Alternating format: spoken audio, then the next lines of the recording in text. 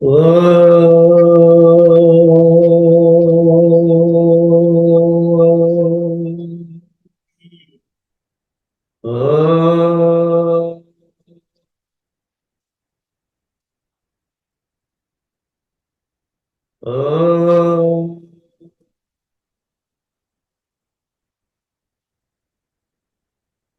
శుక్లాంబరధరం విష్ణుం శశివర్ణం చతుర్భుజం ప్రసన్నవదనం ధ్యాయేత్ సర్వవిఘ్నోపశాంతయే.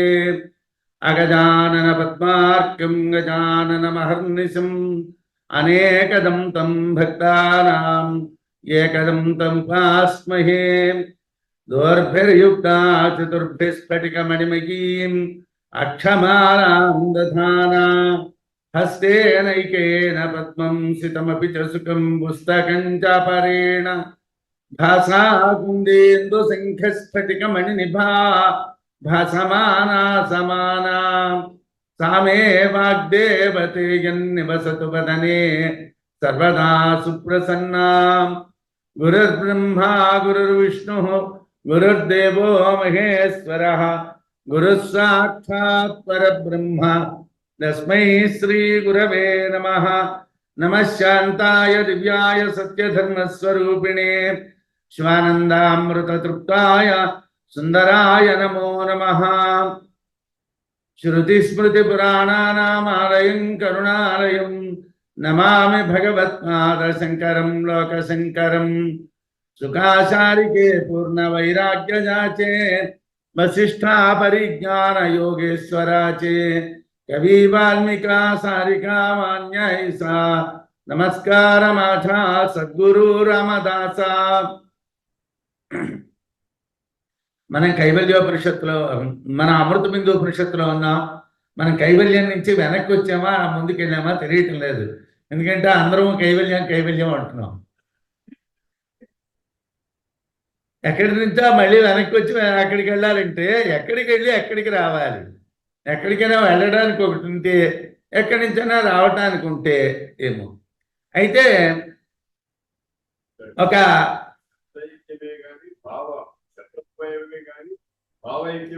భావాద్వయం ఇక్కడ వాస్తవంగా నేను అమృత బిందు ఉపనిషత్తు మీ దగ్గర ఉన్నటువంటి పుస్తకాల్లో ఉన్నటువంటి విషయాలను ఆ శ్లోకాలకి అర్థంగా చెప్పటం లేదు. ఇతరత్ర మరే వ్యాఖ్యానాలు కూడా ఈ అమృత బిందు ఉపనిషత్తుకి నాకు తెలిసినంత వరకు అందుబాటులో లేవు. ఇది ఏం జరిగిందంటే, డాక్టర్ గారు అమృత బిందు ఉపనిషత్తు మీరు చెప్తురు కానీ అనేసిన తర్వాతను నా దగ్గర ఒక చిన్న పుస్తకం, అంటే అది మలయాళ స్వామి వారి వాళ్ళ పిల్లల చేతను రోజు కూడా సాయంకాల సంధ్యలో పారాయణం చేయించుకుంది వేసుకున్నటువంటి పుస్తకం మాత్రమే ఉండేది. ఉంటే ఈ లోపల అమృత బిందు ఉపనిషత్తు చిన్మయ మిషన్ తేజోమయానంద గారిది వచ్చింది. అయితే ఇది చదివేశాను, అది చూశాను. కానీ మొదటి నుంచి కూడా ఉపాస్యమైనటువంటి గురుదేవతల యొక్క అనుగ్రహం ప్రకారమే ఏ పనినైనా చేయడం అనేటువంటిది ఇష్ట విషయం కాబట్టి, రెండు, నేను బయటకు వెళ్ళి ఉపన్యాసాలు చెప్పే అలవాటు లేని వాడిని. విజయనగరంలో 36 సంవత్సరాల నుంచి పురాణాలు చెప్తున్నాను. కానీ విజయనగరం దాటి మరొక ఊరు వెళ్ళి చెప్పడం అనే అలవాటు లేదు. శ్రీకాకుళం వెళ్తాం, దగ్గర కాబట్టి మళ్ళీ రాత్రి వచ్చి మరో ఊరు వెళ్ళడం అంటే, ఒక 5 సంవత్సరాల క్రితం ఎప్పుడో డాక్టర్ గారు బెంగళూరు రప్పించారు, అది మొదటిసారి. రెండోసారి నారాయణ గురూజీ గారు మంత్రం రప్పించారు. మూడోసారి మళ్ళీ బెంగళూరు వచ్చారు. ఇది మాత్రమే. అయితే ఏమిటండి, ఉపాస్యమైనటువంటి గురుదేవతలని మనం అవతల దత్తాత్రేయ పరంపరని, యువతల సమర్థ పరంపరని సేవించుకుంటాం కాబట్టి వారు ఏమిటి మనకి ఆదేశిస్తే ఇలా మాట్లాడితే మంచిది అంతే మాట్లాడటం. దీంట్లో స్వత్వం లేదు. రామసుబ్బారావు ఏం చెప్పటం లేదు, రామసుబ్బారావు ఏం మాట్లాడటం లేదు. రామసుబ్బారావుకి ఏ రకమైనటువంటి వ్యక్తిగతమైనటువంటి ఆలోచన లేదు. ఇప్పుడు ఇక్కడ 4 రోజుల్లో ఎలా చెప్పాలి దీని గురించి ట్యాగూర్ గారు మాట అన్నారట. ఎవరో అయ్యా మాకు విషయం మీరు చెప్పాలి అన్నారట. ఎంత సమయంలో చెప్పాలి అని అడిగారట. మీరు గంట సమయంలో చెప్పొచ్చునంటే ఇప్పుడే చెప్పేస్తాను. మీరు అరగంటలో చెప్పమంటే 15 రోజుల తర్వాత చెప్తాను. మీరు అరగంటలో చెప్పమంటే 15 రోజుల తర్వాత చెప్తాను.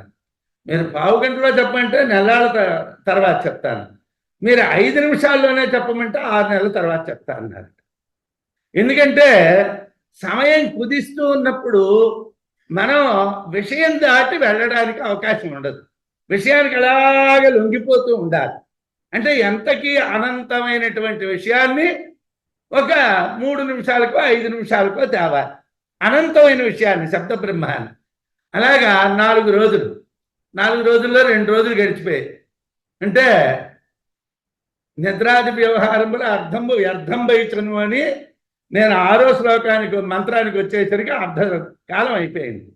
ఇంకా 16 మంత్రాలు ఉన్నాయి. 16 మంత్రాల్లో మనం 2 రోజులు, ఇవాళ రేపట్లో పూర్తి చేయాలి. నైవ చింత్యం నచాచింత్యం నచింత్యం చింత్యమేవ తతు. నైవ చింత్యం నచాచింత్యం నచింత్యం చింత్యమేవ తతు.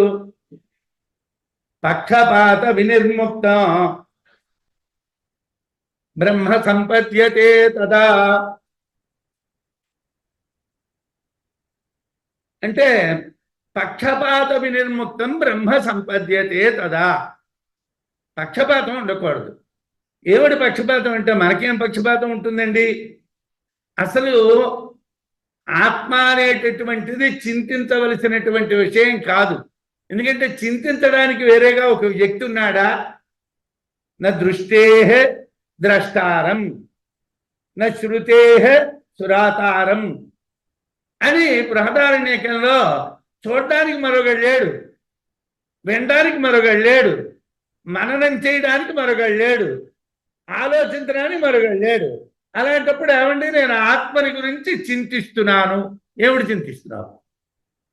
ఏమిటి చింతిస్తున్నావు? ఆత్మ నువ్వే అయినప్పుడు నువ్వు చింతించడం ఏమిటి? కాబట్టి ఆత్మ చింత్యము కాదు, ఆలోచించవలసినది కాదు. అచింత్యము కూడా కాదు. ఎందువల్ల? అదే చింతిస్తుంది కాబట్టి, అదే ద్రష్ట కాబట్టి, అదే శ్రోత కాబట్టి, అదే మంత కాబట్టి, అదే విజ్ఞాత కాబట్టి, అదే నేను కాబట్టి మళ్ళీ చింతించకపోవటం అనేటువంటిది కూడా లేదు. చింతించకపోవటము లేదు, చింతించటము లేదు. చింతింపవలసినటువంటి విషయము లేదు, చింతించకూడనటువంటి విషయము లేదు. తద్బ్రహ్మ, అది బ్రహ్మము. పక్షపాత వినిర్ముక్తం అంటే ఆత్మ విషయాన్ని కేనోపనిషత్తులో చెప్పేటప్పుడు అన్యదేవ తద్విదితాదో అవిదితాద్ అధి ఇది శుశ్రుమ పూర్వేషాం నతజ్జాచక్షిరే అని కేనోపనిషత్తులో, అంటే కేనోపనిషత్తు మన అధ్యయన భారత సభ్యులందరూ విన్నారు. తెలియబడనటువంటి దానికి, తెలియబడేటటువంటి దానికి అది మధ్యన ఉంది.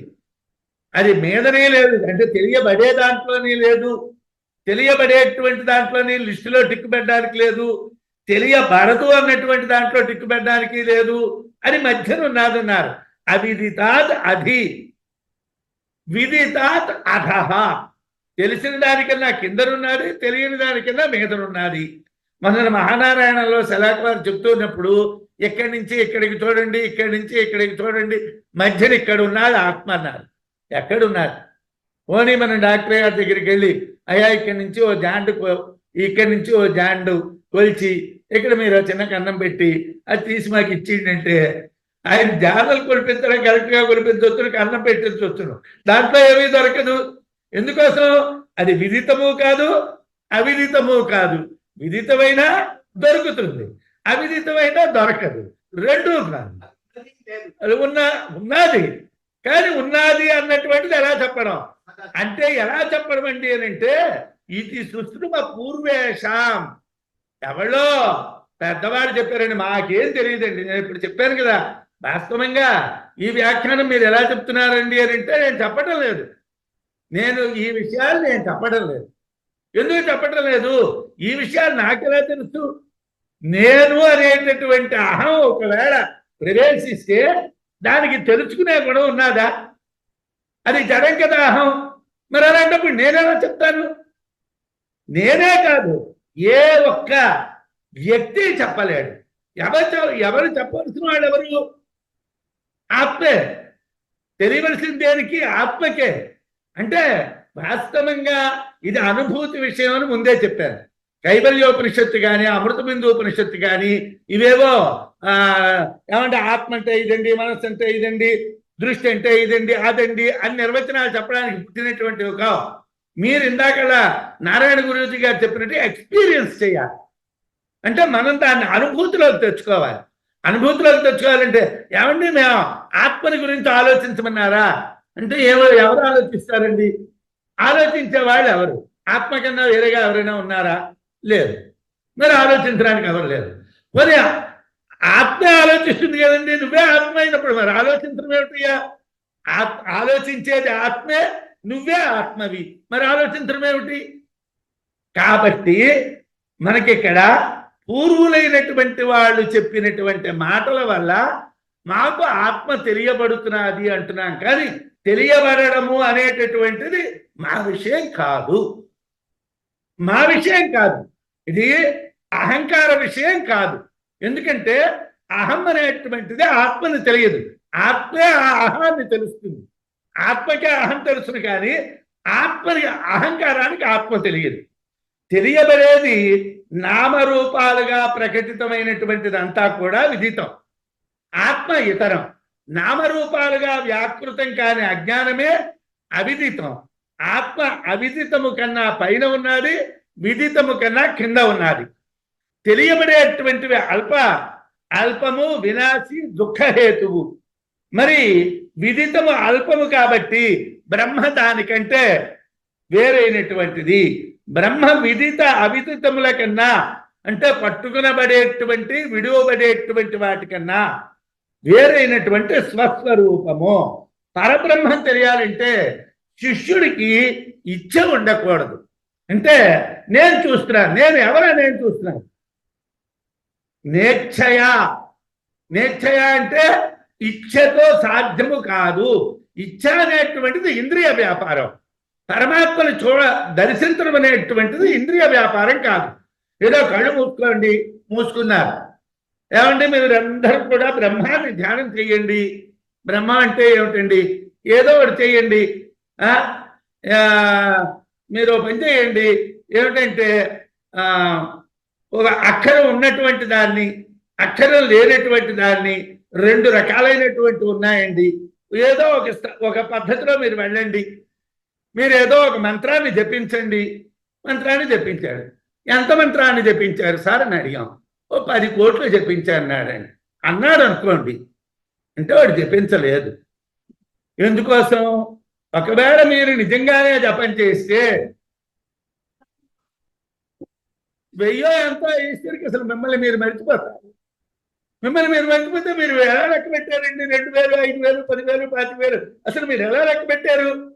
ఒకవేళ లెక్క పెట్టారండి అంటే మీరు అంకెలు లెక్క పెట్టారు, జపం చేయలేదు. మీరు జపం చేస్తుంటే ఈ లెక్క పెట్టడం కుదరదు. మీరు లెక్క పెట్టకపోతే మీరు చేసింది ఏమిటండి? అంకెలు లెక్క పెట్టడం. అంకెలు లెక్క పెట్టడం చిన్నపిల్లడు చేస్తాడు. వాడికి ఒరే 100 వరకు చెప్పు, 1000 వరకు చెప్పు, 10,000 వరకు చెప్పు, 25,000 వరకు చెప్పు, వాడు అంకెలు చెప్తాడు. అది చెప్పమా? అది జపం కాదు. అది ఓన్లీ కౌంటింగ్. అలా కాదు, కౌంటింగ్ తీసేయి. నువ్వు జపిస్తున్నావు, నీ కౌంట్ చేయటం లేదు. నీకు అప్పుడు ఆటోమేటిక్గా నీ సెన్సే పోతుంది. కాబట్టి నువ్వు ప్రారంభించి కొంతసేపు అయిన తర్వాతను నీ మీద నీకే అధికారం పోతుంది. కాబట్టి నువ్వు కౌంట్ చేయడం అనేటువంటిది ఇంపాసిబుల్. నేను 10 కోట్లు జపం చేశానండి, 5 లక్షలు జపం చేశానండి, 6. ఇదే ఉత్తి అబద్ధం. వాడు చెప్పింది ఉత్తి అబద్ధం. ఒకవేళ వాడు చెప్పిందే కరెక్ట్ అయితే వాడు జపం చేయలేదు, అంకెలు లెక్క పెట్టాడు.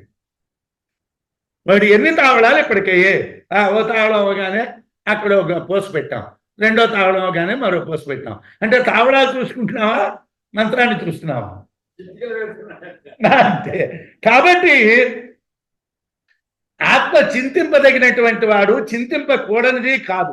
ఆత్మని చింతించటం అసాధ్యము కాదు, ఆత్మ చింతింపవలసినటువంటిదే. కాబట్టి ఆత్మను విదితములు అనేటువంటి పక్షపాతములు లేకుండా, అంటే కొంతమంది ఆత్మ నాకు తెలుసు అంటారు. అలా తెలుసు అన్నటువంటి వాళ్ళని కేరళలో ఏమిటన్నాడంటే వాడికి తెలియదు అన్నాడు. ఎవళ్ళైతే తెలుసునని చెప్పారో, చెప్పండి మంత్రం.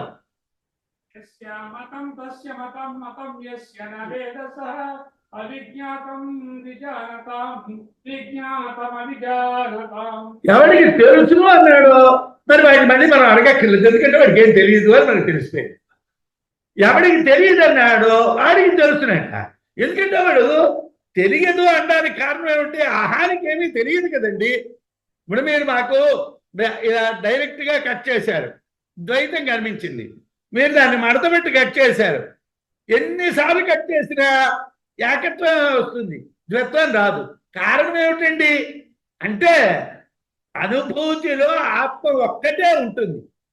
అనుభూతి ఎవరికైతే ఉన్నాదో వాడికి నేను చూశాను అని కానీ, నేను విన్నాను అని కానీ, నాకు తెలిసింది అన్న ఆలోచన ఉండదు. ఎవరికైతే అనుభూతి లేదో, అయితే ఏమండి మరి అనుభూతి ఉన్నటువంటి వాళ్ళు అంటే గజానన మహారాజ్ గారి చరిత్రలోని మాకు రామస్వామి నారాయణ మహారాజ్ గారితో ఉన్నారు. గజానన మహారాజ్ గారి శిష్యుడైన ఆ గజానన మహారాజ్ గారి చరిత్రలో మాట రాస్తారు. ఈ కాలంలో అనుభూతి సిద్ధులైనటువంటి గురువులు లేకపోవటము వలన అనో మాట రాస్తారు. శంకరాచార్యుల వారు అనుభూతి స్వరూపమైనటువంటి గురువు. మనం రోజు శంకరాచార్యులు అంటున్న అనుభూతి, అది అనుభూతి కావాలి. అది దొరికేటువంటి స్థితి గురువుని ఆశ్రయిస్తేనే కలుగుతుంది. అలాగని గురువు ఆశ్రయం అక్కర్లేదని కాదు. గురువు శిష్యుడు చేయవలసిన పని ఏమిటంటే అనుభూతి, శబ్దాడంబరం కాదు. శబ్దశాస్త్రం మహారణ్యం. కాబట్టి యన్మనసా మనుతే ఏనాహు మనోమతం తదేవ బ్రహ్మతం విద్ధి నేదం యదిదముపాసతే. బ్రహ్మ అనేటువంటిది ఉపాసించబడే విషయం కాదు. మేము ఉపాసకులమండి, నేను అమ్మవారిని ఉపాసిస్తున్నానండి, నేను ఆంజనేయ స్వామి వారిని ఉపాసిస్తున్నానండి, ఉత్తి భ్రాంతి మాత్రమే. వాడు మాట్లాడుతూ ఉన్నది ఉత్తి భ్రాంతి. వాడు నిజంగా ఆత్మను ఉపాసిస్తే అన్ని జీవుల్లోనే ఆత్మ కనిపిస్తుందండి. అక్కడ ప్రత్యేకంగా ఇందాకలా ఒక మాట అన్నారు, ఒకరిని చూడటం అంటే చూస్తూ ఉన్నటువంటి వాడు ఒక వస్తువుని చూడొచ్చును. రమణ మహర్షి గారి గురించి చెప్తూ అన్నారు. రమణ మహర్షికి ఆ వచ్చినటువంటి వాడు ఏమిటి చూస్తున్నాడో కూడా చెప్పారన్నారు. ఆయన ఆత్మస్వరూపుడు కాబట్టి, ఆత్మ అఖండము కాబట్టి అంతటా ఉన్నటువంటిది ఆయన చూశాడు. మనమేమిటి చూసామండి? రమణ మహర్షినే చూసాం. ఎందుకోసం? మనం ఖండమైనటువంటి ఆత్మస్వరూపుడిని.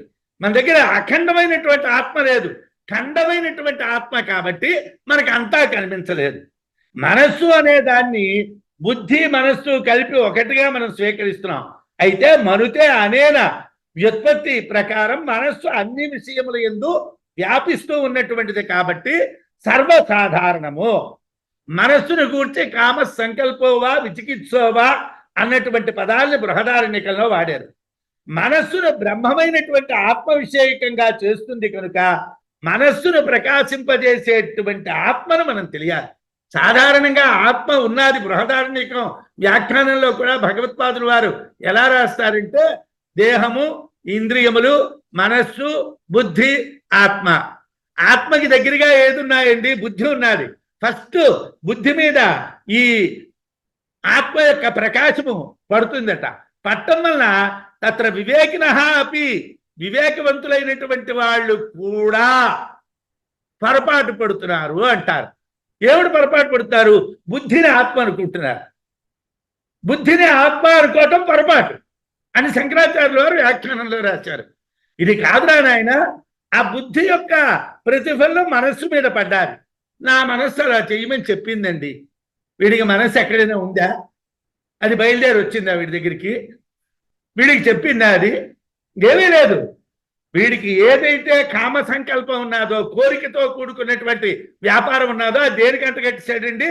మనస్సుకి అంటగట్టించాడు. వీడే అంటగట్టించాడు. అసలు మనస్సు లేదు, అది రాను లేదు, చెప్పలేదు, ఏమీ లేదు. మనసు ఎక్కడుంది? ఓన్లీ సంకల్ప వికల్పాలు. సంకల్ప వికల్పాలు అనేటువంటి వాటికి రూపం ఉంటుందా? అవి ఏమైనా వస్తాయా, చెప్తాయా మనకి? ఏం లేదు, నథింగ్. మనస్సును బ్రహ్మమైనటువంటి ఆత్మవిషేకంగా ప్రకాశింపజేస్తుంది కాబట్టి మన ఆత్మను తెలియాలి.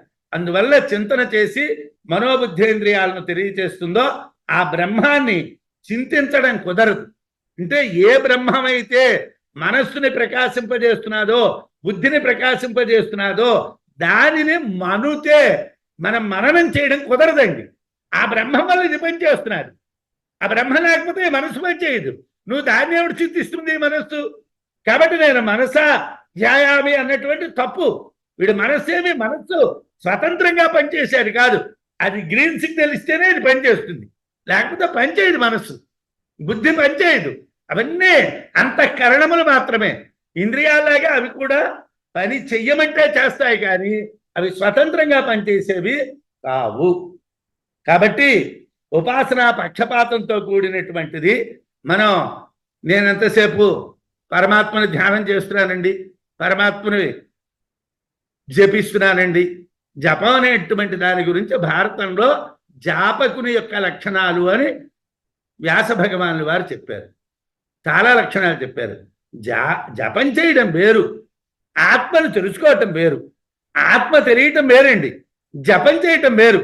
ఏదో ఎవరో గురువు గారి దగ్గర ఒక మంత్రాన్ని తీసుకొని రోజు ఆ మంత్రాన్ని మనం జపం చేస్తున్నాం అనుకోండి, మనం తత్వవేత్తలం అమ్ము, మనం పరమాత్మ స్వరూపులం అమ్ము.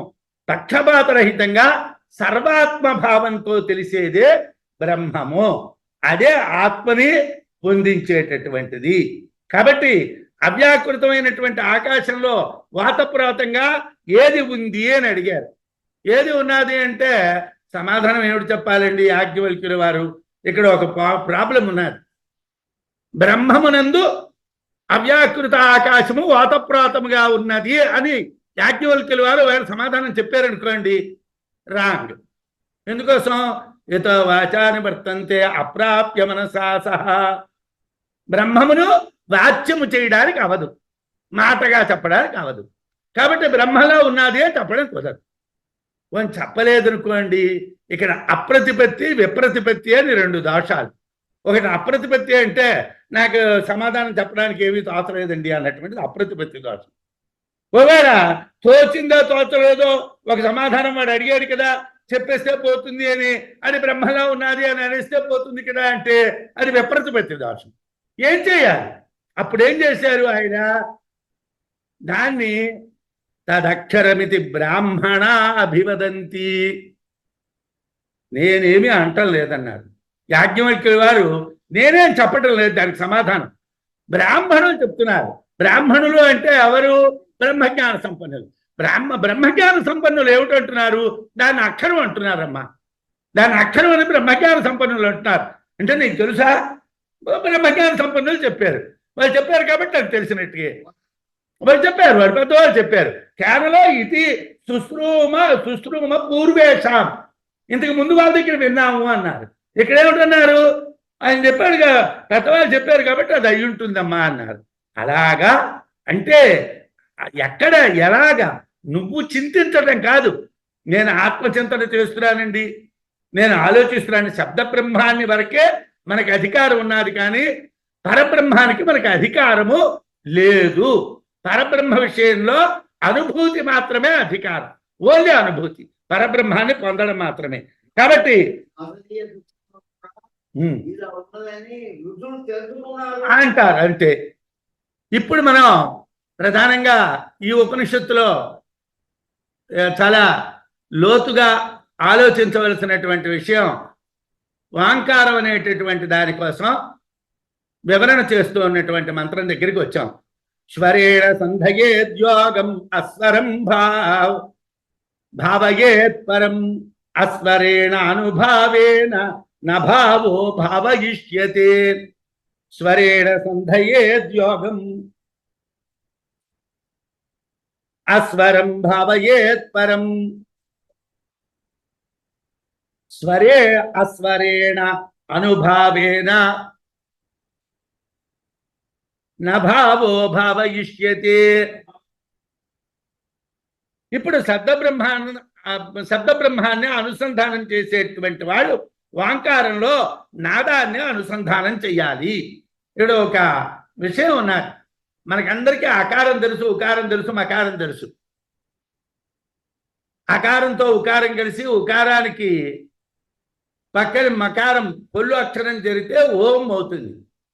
ఇదే విషయాన్ని దృష్టిలో పెట్టుకొని ఒక ఆయన హనుమత్ ఉపనిషత్తు రాశాడు. రాసే దాంట్లో ఏమిటి రాశాడంటే, హకారంలో అకారము, నూలో ఊ, ఆ ఊ కలిస్తే ఓం అయింది, పక్కన మకారం ఉన్నది కాబట్టి ఓంకారమే హనుమంతుడు అని రాశాడు. నిజంగా నాకు నచ్చలేదు. ఎందుకు నచ్చలేదండి అంటే, హనుమ్ అని ఉండదు, హనుమాన్ ఉంటుంది. హనుమాన్ ఉన్నప్పుడు హనుమ్ అన్నావా ఎలా కుదురుతుంది? ఇంతకీ రామాయణం ప్రకారం హనుమంతుడు పరబ్రహ్మం కాదు, రాముడు పరబ్రహ్మం. రాముడు పరబ్రహ్మం అయినప్పుడు హనుమంతుని యందున ఓంకారాన్ని, శబ్దబ్రహ్మాన్ని ఎలా చెప్తావు? ఎందుకంటే వైదేహీ సైతం సరుద్రమతలే హైమే మహామండపే మధ్యే పుష్పకమాసనే మణిమయే వీరాసనే సుస్థితం అగ్రే వాచయతి ప్రభంజన సుతే తత్వం మునిభ్య పరం. రాముడు శిష్యుడిగా కూర్చోబెట్టి హనుమంతుడికి చెప్తున్నాడంటే హనుమంతుడు శబ్దబ్రహ్మం ఎలాగవుతాడండి? రాముడు పరబ్రహ్మం అయినప్పుడు రాముడే శబ్దబ్రహ్మం కూడా అవ్వాలి. ఎలాగవుతాడు అంటే, నేను అప్పుడు ఆయనకి ఫోన్ చేసి అడిగాను, అయ్యా హనుమాని కదండి, హకారము ఉకారము, మకారంలో అకారం తీసుకోండి. ఓ ప్లస్ ఆ సంస్కృతంలో అవా అవుతుంది. అవా అనేటువంటి ధాతువు, ఏమండి అవరక్షణే ధాతువు. ఒక విషయం ఉంటుందండి, బ్రహ్మబుద్ధ్యా ద్రష్టూన్ అవతి ఓం. బ్రహ్మబుద్ధితో చూసేటటువంటి వాళ్ళని రక్షించేటటువంటిది ఓంకారము. అంటే రాముణ్ణి ఎవరైతే బ్రహ్మబుద్ధితో చూస్తారో వాళ్ళని హనుమంతుడు రక్షిస్తాడని చెప్పండి సార్ అన్న. బ్రహ్మబుద్ధితో ఎవరిని చూడాలి? రాముణ్ణి చూడాలి. రాముణ్ణి చూస్తే హనుమంతుడు రక్షిస్తాడు. ఎందుకోసం? ఎత్ర ఎత్ర రఘునాథ కీర్తనం తత్ర తత్ర కృతమస్తగాంజనం. ఇమీడియట్ గా అక్కడికి వచ్చి ఏమిటి వ్యవహారం అని అడుగుతాడు. కాబట్టి మనం శబ్దబ్రహ్మాన్ని గురించి మాట్లాడేటప్పుడు అక్షరాలని పట్టుకో మాట్లాడుతూ ఉంటాం. కానీ అమృత బిందోపనిషత్తులో అక్షరముల కన్నా స్వరానికి ప్రాధాన్యం. ఎలాగా అంటే, శబ్దబ్రహ్మాన్ని సంధానం చేసేటువంటి వాళ్ళు ఓంకారంలో నాదాన్ని అనుసంధానిస్తారు. పరాన్ని భావించేటువంటి వాళ్ళు నాదరహితంగా ఉపాసన చేస్తారు. దాన్ని అమాత్రకం అంటారు.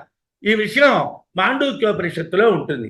అమాత్రకంగా నాదము లేకుండా శబ్దబ్రహ్మాన్ని అనుసంధానం చేస్తే అస్తిత్వము పరత్వము రెండూ పొందుతారు. అంటే నాదరహితంగా, ఏమండి అమాత్రకంగా ఉపాసన చెయ్యాలి.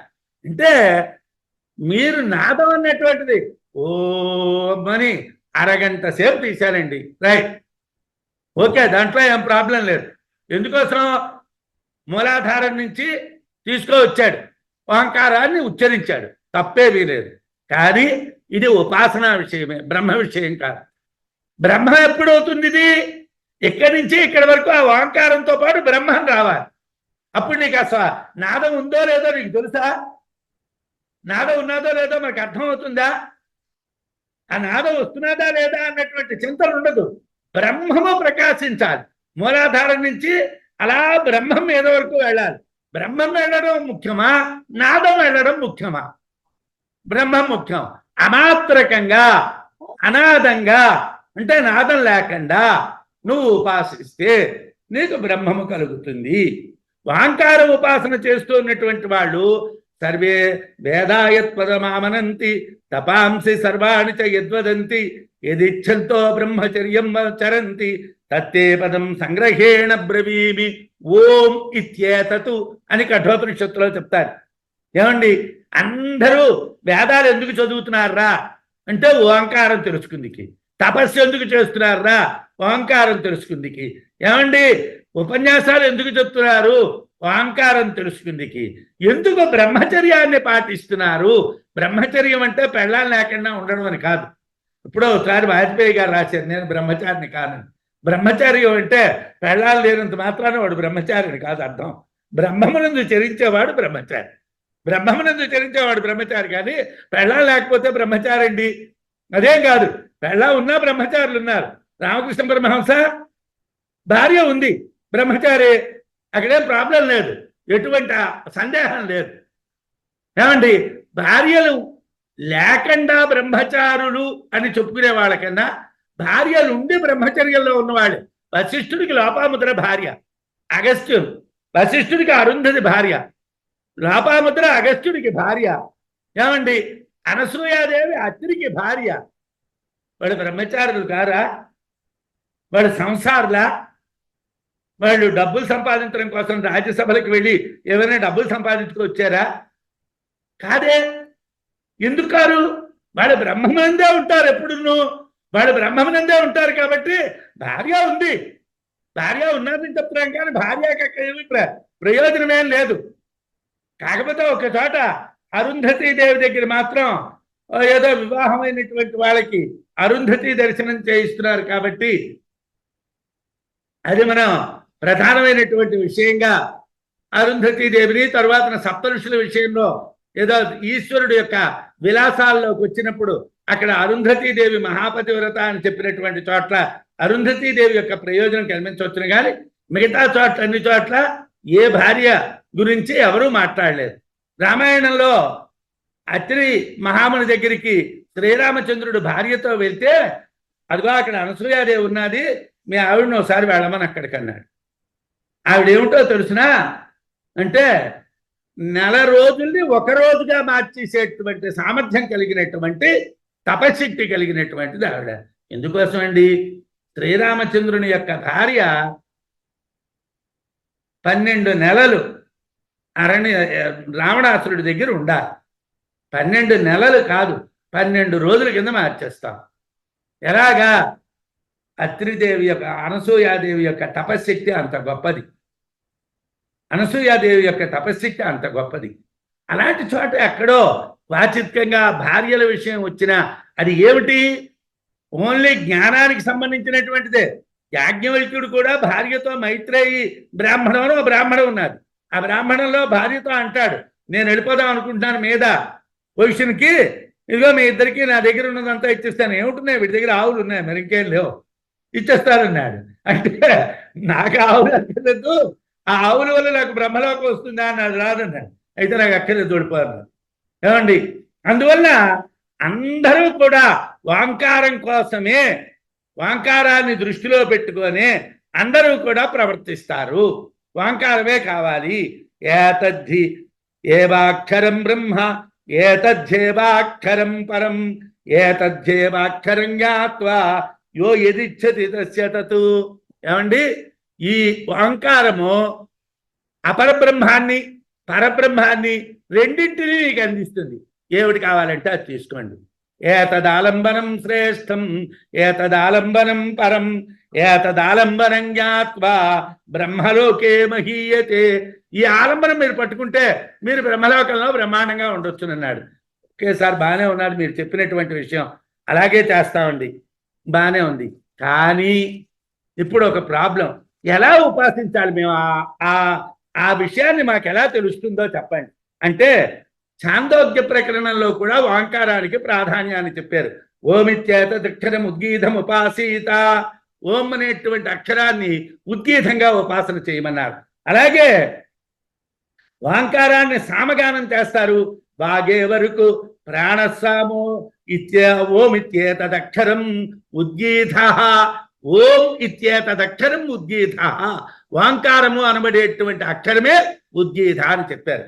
ఇంత పవర్ఫుల్ అయినటువంటి ఓంకారం గురించి ఆ ఛాందోగ్యంలోనే మరో విషయం చెప్పారు. దేవతలందరూ కూడా రాక్షసులకు భయపడి చచ్చిపోతామన్నటువంటి బెంగలతోని ఎక్కడికైనా పారిపోదామని వేదాల్లోకి వెళితే దూరిపోయారట వేదాల్లో. అందుగురించి వేదాలకి ఛందస్సులు అని పేరట. ఎందుకంటే అవి కప్పేశాయట ఈ దేవతల్ని.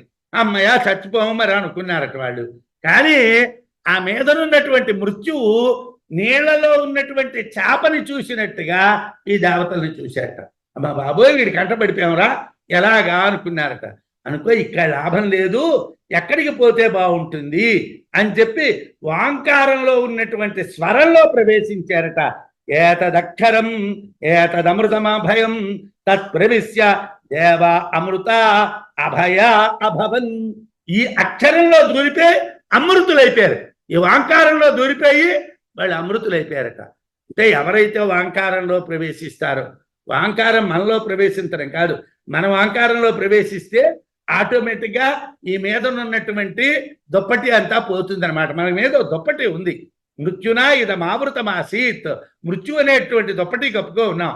ఈ మృత్యు అనేటువంటి దుప్పటి మనం తీయమండి, చలివేస్తుందని. ఎలాగండి? మీరు కాస్త ఈ మృత్యు అనేటువంటి దుప్పటిని అలాగే ఉంచుకోండి, మెల్లిగా వాంకారంలో దూరిపోండి. మీరు వాంకారంలో దూరిపోతే వాంకారం తీసేస్తుంది. సాధారణంగా పూర్వమీమాంసకులు ఒక విషయం చెప్తారు.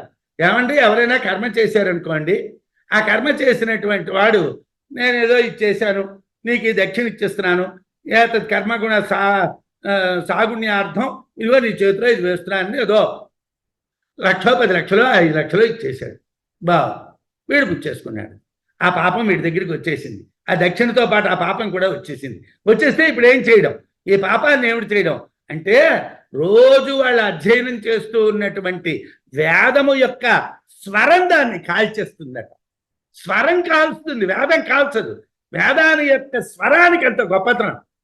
వేదం యొక్క స్వరం అంత గొప్పది. అస్వరంగా మనం చేయకూడదు. అలాగే వాంకారం కూడా ఎవరో గురువు దగ్గర ఉపదేశం పొంది వాంకారాన్ని అనుధ్యానం చేయాలి. కానీ మనందరం ఆహా అయితే వాంకారం ఇంత గొప్పదా, రేపటి దగ్గర నుంచి కళ్ళు మూసుకో కూర్చో ఓం బోం బొం బొం బొం బొం బొం బొం బొం బొం బొం బొం బొం బొం, ఆఖరి బొంబో ఓం బోం కాదు బొంబో. ఎందుకు అలా అయిందండి? మనకి ఏ గురువు లేదు, ఏమీ లేదు, పాడు లేదు. మనం వచ్చింది వాంకారాన్ని ఉపాసన ఎలా చేస్తామండి? కాబట్టి ఏతదక్షరమేతదమృతం అభయం తత్ప్రవిశ్య దేవ అమృత అభవన్. వాళ్ళు అమృతులయ్యారండి. ప్రణవాన్నే ఉద్గీతాని, ఉద్గీత ప్రణవం, ఉద్గీతనే ప్రణవం అని చెప్పారు కదండి. దాన్ని ఆదిత్య స్వరూపము అని కూడా చెప్పారు. ముండకంలో ప్రణవో ధనుశ్చరో ఆత్మ బ్రహ్మత లక్ష్యం ఉచ్యతే అన్నారు. ప్రణవాన్ని వాంకారము అనేటువంటి ధనుస్సుగా చెప్పారు. ప్రణవం అంటే వాంకార రూపమైనటువంటి ధనుస్సు. యథా విశ్వాసనం లక్ష్యే సరస్య ప్రవేశన కారణం తథా ఆత్మ సరస్య అక్షరే లక్ష్యే ప్రవేశ కారణం ఓంకార.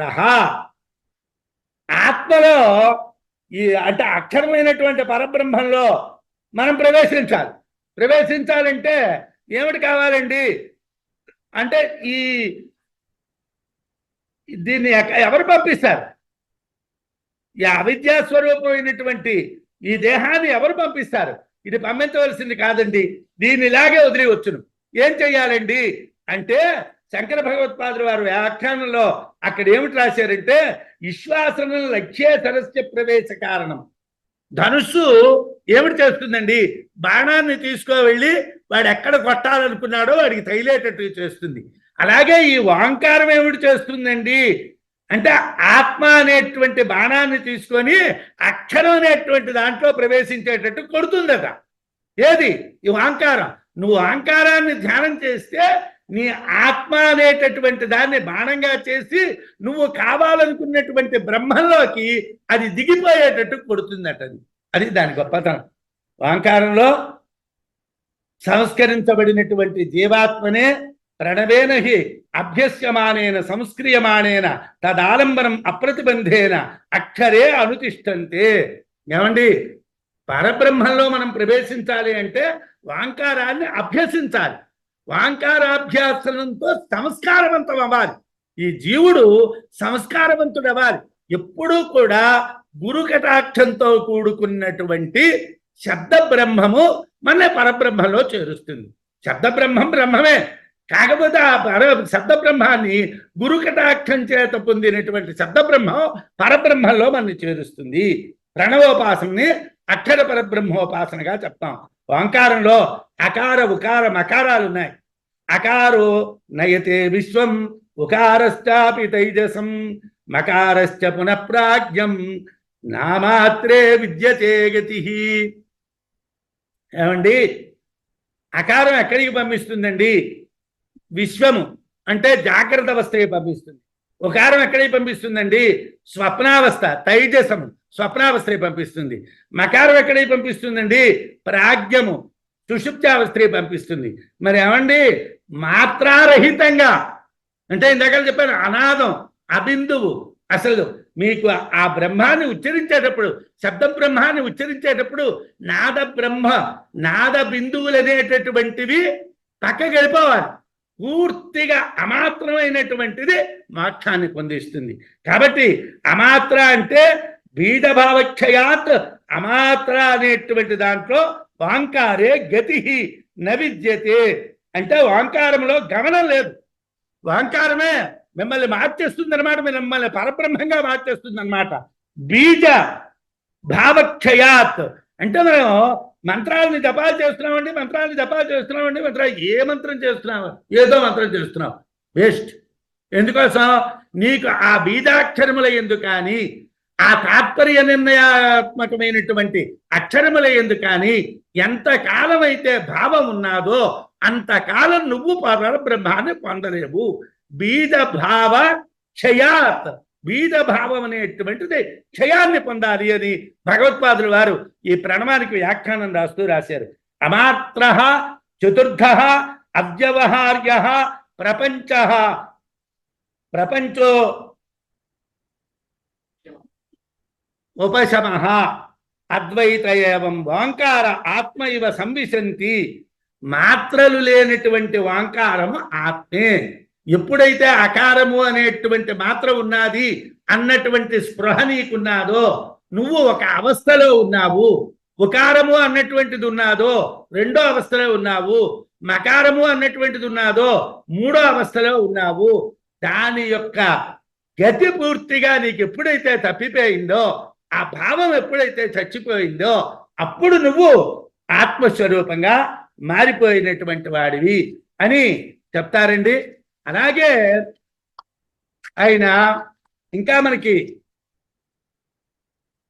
ప్రణవో చపరం బ్రహ్మ ప్రణవశ్చ పరస్మృత, ప్రణవమే అపరమైనటువంటి బ్రహ్మ, ప్రణవమే పరమమైనటువంటి బ్రహ్మ అని వాంకారాన్నే సగుణ నిర్గుణ బ్రహ్మస్వరూపంగా చెప్తారు. అయితే ఈ వాంకారం కోసం అమాత్రో అనంత మాత్రశ్చ ద్వైతశ్చ ఉపశమన శివ వాంకార. అమాత్ర అనేటువంటి దానికి అనంత మాత్రశ్చ, అనంతమైనటువంటి మాత్రలు కలిగినటువంటిది.